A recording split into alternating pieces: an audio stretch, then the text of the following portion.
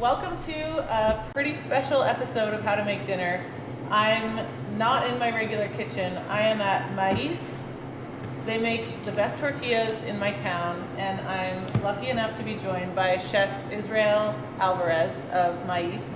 And we're gonna make some tortillas together. And this is something I've been wanting to do for a long time because I kind of suck at making tortillas. I tried once, it failed.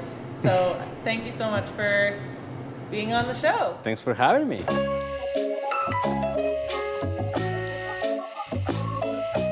Let's start off by talking a little bit about what got you into making tortillas in the first place. Well, the main reason was not finding good tortillas to make tacos in Canada. That was probably the best way to explain why I started doing this. Yeah. So then I also went deeper into finding the sources. I wanted to use Mexican corn, but at the same time, I also wanted to introduce the Canadian corn into more locally produced tortillas. So I started using yellow den corn from Victoria B.C. Oh, nice. Yeah, so it comes from the mainland, and they ship it here. And then that's how I started producing tortillas, because I wanted to have like a local made tortilla in Victoria. Yeah, we're so grateful for it. If you follow me on Instagram, you might have seen me use them in the past. And like the smell of a really, really good corn tortilla, it's like the smell of roasted corn. Yeah. Like when you put corn on the cob on the grill or something. Yeah. It's like nothing beats it. It is completely different product than the powder, mixing powders that you find in the stores. It's amazing. Yeah. So what makes these tortillas so good? So the process, I think, is what it is the main part of it.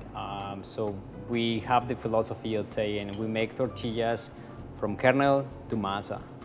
So we take the kernels, we cook it with calcium hydroxide, and then we cook it for about an hour, and then we let it soak for 16 to 20 hours overnight. That process allows the kernel to break down, and also that it adds more nutritional facts into it. So you got vitamin B2, vitamin B12, niacin, and in the same time you get the calcium intake as you eating tortillas or any type of product made of this process. So commercially made tortillas that we find in the store, they don't go through that process? They do massively.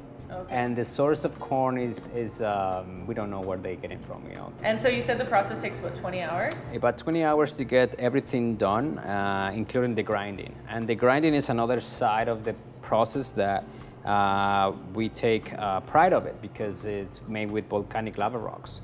Oh, cool. So it's basalt rocks. There's two basalt rocks that got together in a grinder, and they spin together, and that's how we grind the corn when it's already. Basalt. Yeah, that's cool. Yeah. Can you get those kind of rocks here, or did you have to bring them from Mexico? I have to bring them from Mexico. Okay. Yeah, that's everything comes from there. Yeah. Anyways, that's why they're very special tortillas. They're very special. Well, let's make some, shall we? All right. So we got right now just fresh dough masa, and you can buy the masa at the store. Only in our store as a special orders. And I'm gonna show you. Well, I'm gonna actually give you a little bit of this masa, so you this can. Is just the masa, like flour and water. Is that right? Yeah. So basically, the wet kernels that have been already cooked and nixtamalized, we grind it, and once we grind it, you get this kind of like a wet dough that you still have to put water into it. Okay. So we're gonna use a little bit of this water. Do I need mine in there too? Sure. And then what are you really looking for is like consistency as the Play-Doh. And then you're just gonna mix it together until you have a nice customized dough. And this has been a lot of work through thousands of years in Mexico. Back in the days before the motors started building the motors and the grinders, people of Mexico were doing this by hand, grinding with a slab of lava rock and a pin with the same material. I've seen that. Yes, that one. It's called metate. Okay. And the metate, that was a lot of work for mostly of the communities to make tortillas. So imagine that. Are people still using that system? Yeah, in Mexico, there's still a lot of people using it, and especially in the rural communities. And it's just not only for corn. You can grind chiles, you can grind spices, you can grind a lot of stuff. It's just a grinder. It's a grinder process that we go through it. So now you see the dough is a little more combined. Yeah. So you do this by feel for every batch? Yeah. Okay. So when we grind in the lava rock and the grinder, so now you can feel that. Oh yeah, it's way softer. It's way softer. Still have a little bit more water. Yeah, and then you do this by filling. But the most important part I'm going to show you right now, it's when you get close to the point, get there. So let's say now, and it's, when it comes from out of the grinder, it gets warm. It's super warm, and the smells are really, really cool. So right now here, you can see a feel in my hand. Yep. So that's what you're looking for. And then you have almost like a Play-Doh consistency, right? And does it make a difference how much you're working it? It's not like, there's no gluten, it's not like bread flour. You're not gonna overwork it. Okay. No, you're not Impossible. Impossible to overwork it. Can you underwork it? Yes, that's for sure. Okay. So if you like say, when you have a bowl like this is called testal in Mexico. Okay. And that's it. You press down, and you see no cracks around. If you underwork it, or you have not enough humidity or hydration, I would say, right. You'll see cracks. Okay. So when you press the tortilla, your tortilla will be cracked. Right. And then when you put it into the pan, it might not even puff because there's not enough hydration on it. So right now you can test this one. I'll put it back to you. That was probably my issue because I would squish it, and then when I lifted it back up, it would like lift half of the tortilla with it. Like yes. It was splitting. Yeah, that sometimes happens, but I'll also have a trick why that happens. So this is basically pretty much ready. A good tortilla is about like 18 grams, to 25 grams. So it depends on how much you're gonna do. So let's do tortillas like that. Maybe you wanna help me with a couple of them. And then I'm gonna show people how to use either the Ziploc bag or just a regular bag. The thinner they are, the less they're gonna stick to the plastic. So you have a thicker plastic, that might not be a good thing because they will stick together. Interesting. So let's go for one. How many you have in there? Probably 3 or 4. Perfect. I have 5 actually. Oh, So you're really fast. So we got a couple of plastic bags. What I think I don't recommend is using parchment paper. Okay. It just will stick to the dough, Right. and that might be an issue. So you got the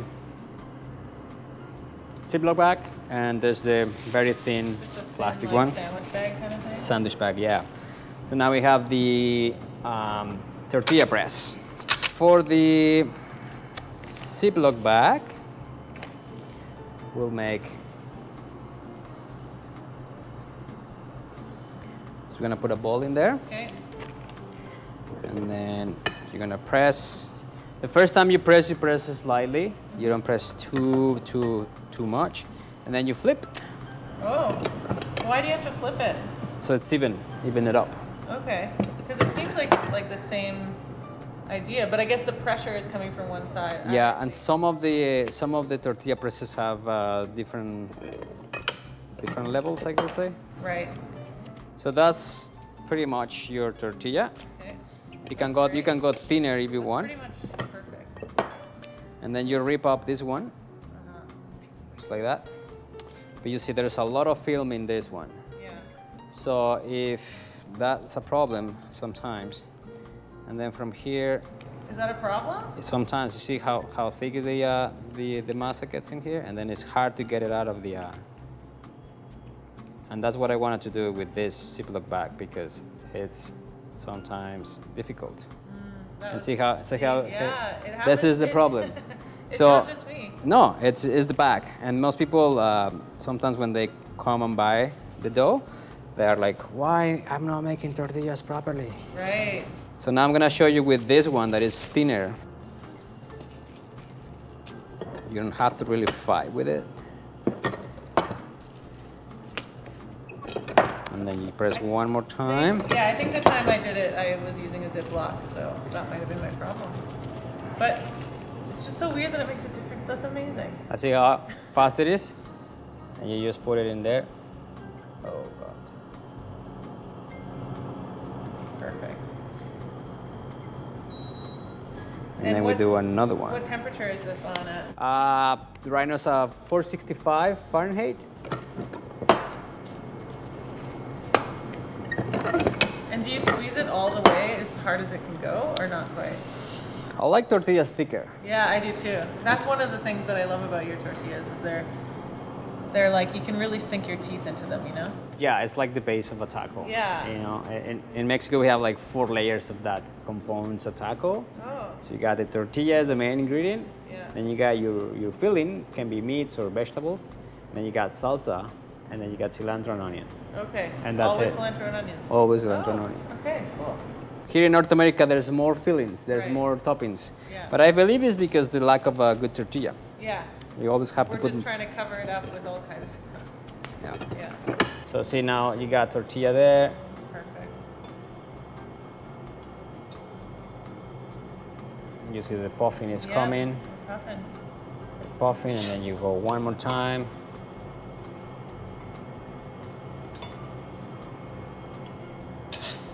And then Oh yeah. I guess the thinner the tortilla is, the more puffy it will be. There you Is go. the goal to try and make the whole thing puff? Yeah, that's the goal. If you have a puff like that, it's just great. Yeah, it is coming. So that's a good puff. Yeah, that's a good puff. And then there you go. For me, Yeah. is there like a wrong way to eat it? No, and then what you can do is just rip it apart and then take this part here and then you see it's like a Oh, pillow. it really is like a pita pocket. Look at that. And the smell of it is just, I didn't realize that they were like that. yeah. Oh, you guys. Yeah, it's just lovely. It's so good. We're gonna do another one.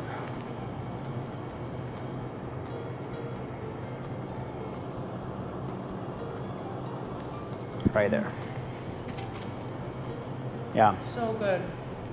It's like, oh, It's you can see that right now. It's like kind of puffing already without even have to do much.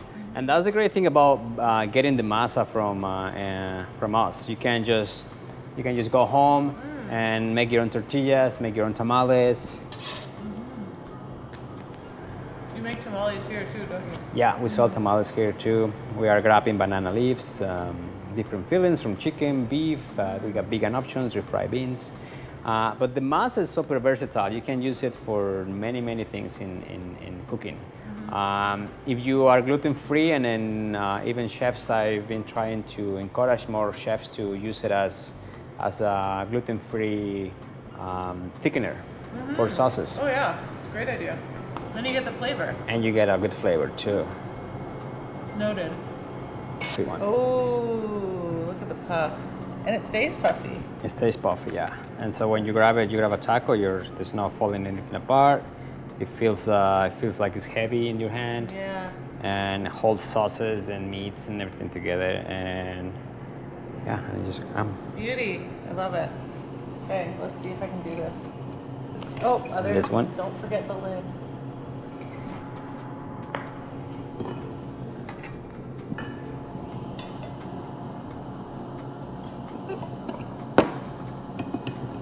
Not bad, not no, bad. pretty good. And then I think that'll be pretty much enough. Yeah, A little bit, little yeah. paparoo. And then you take one of the film. Are you left-handed? Yeah. Oh, cool. Okay, I'm gonna take this out of the way. But What? First time? first time, pretty good. Pretty good tortilla. And you just do it like that, good. Just a couple crumbs here. Okay, I think I need I to think do you are on your own right now. I think I'm just gonna say, that. Yeah, you're done here. I'm done, bye. Yeah. Have a good weekend. Yeah. There you go. Oh yeah. And then you can flip it one more time, yeah. Make sure that side is a little thinner, but you're good. Okay. Yeah, you're good. In the meantime, I just flip that guy for you. Oh, look at that, beautiful. Nice, we're gonna make a little space in there for you. There you go. Wow, Wow. you're a natural. A natural. Yeah, I don't know, it seems so easy all of a sudden.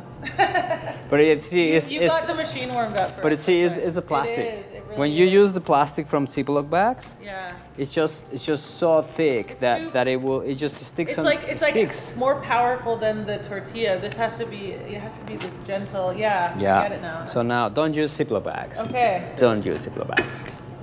Lessons learned, folks.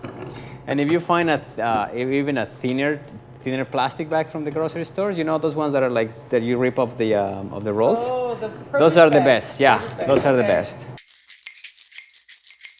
So we got a couple meats. Nice.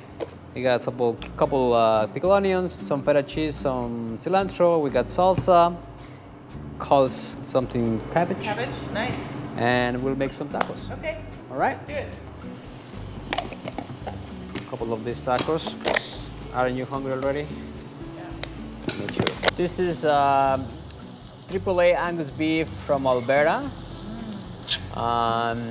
And we're gonna do a shout out to House Sausage, Oh, house sausage is the best. the best. Yeah. So our supplier are them, and then we are very happy to work with them. They deliver such a quality product. So this is a custom-made product for Maiiz. So you can come here and as well as get taco kits. So we sell the pounds of meat. Comes with tortillas. You can come any time of the week and get your taco kit. So you can. It's already cooked too. So all you have to do is preheat it in the same bag, like a sous vide. Put it in a pot with water. Yeah. Bring it to a simmer, and then ready to go. So and this is our special sauce. We're just gonna put a little bit in I there. love a good special sauce. This is our Maiiz salsa. It's basically guajillos, tomatoes, a little bit of arbol, and this very nice and smoky chili pepper called morita, which is a jalapeno that is smoked with mesquite wood. And you can really totally smell it. From this one, yeah, so we got a couple things in here. We can just start building some tacos, super easy. So let's just get it into place. These will be the freshest tacos I've ever had. Okay, so we got those ones. And see, so this is what you can do at home. Just get it like that. You make your tortillas. You preheat your tacos. They're gonna be very heavy tacos. Yeah. Good.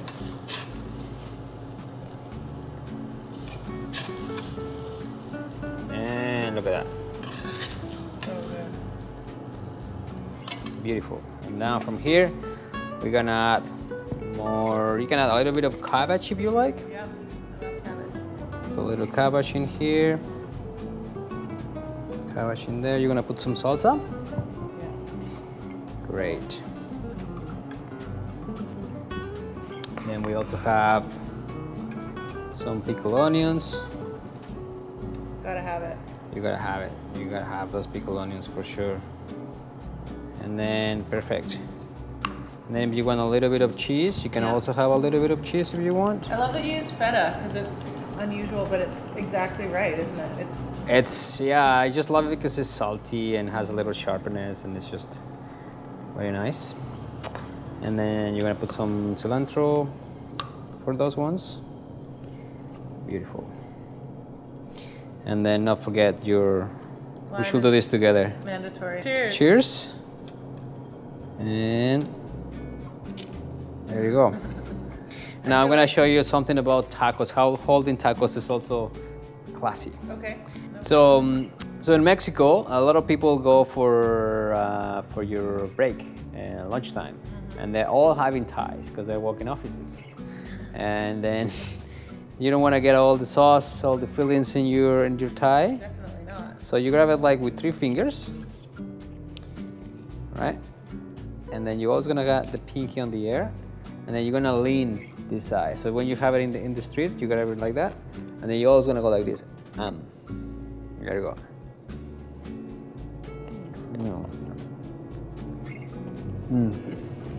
So good. There's nothing better. than that. Nothing better than this. Fresh tortilla, fresh ingredients. Oh, Cinco de Mayo is coming up. Right? Well, when this goes out, it'll be May 4th, so it'll be tomorrow. Tomorrow's Cinco de Mayo. Tomorrow is Cinco de Mayo. This taco is delicious. Tortilla making is not scary at all, I found out. It's actually kind of easy once you get the hang of things, and it's really fun. And the tortillas are the best. So if you have a local tortilla maker, you should definitely go and eat their tortillas. If you live in Victoria, B.C, you should definitely come and eat these tortillas. And if you can find some good masa, you should go get it and make your own tortillas. Why not? All those things. All those things together. Thanks so much for joining me on this episode, and thank you so much for joining me on this episode. Thank you very much. And we're gonna eat some more tacos, so I'll talk to you guys later.